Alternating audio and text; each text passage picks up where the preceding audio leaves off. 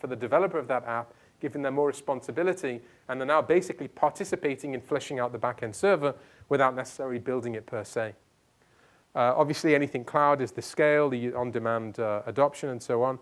Here's another one, again, really important from an enterprise perspective, difficult to quantify, is integration risk.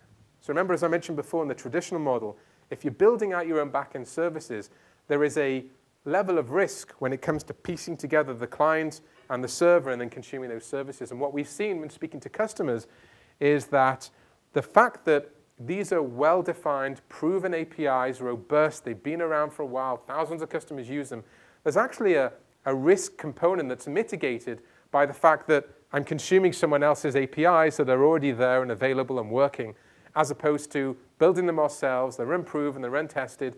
And again, difficult to quantify, but nevertheless, something that's of value.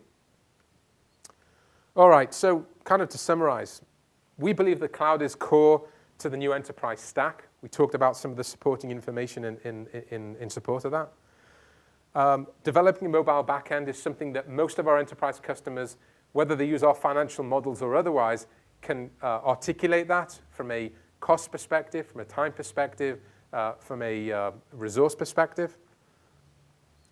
I think everyone would agree that if it's a trade-off between focusing on one, building out the client, or investing in the back end, I think everyone would agree that it's all about the end user experience, and basically that really means everything, including what's going on the back end.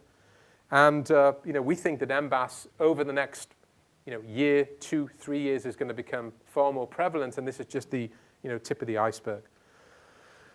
So I know it was a bit rushed. We started a few minutes late, but I did want to get us back on track. I'll be sticking around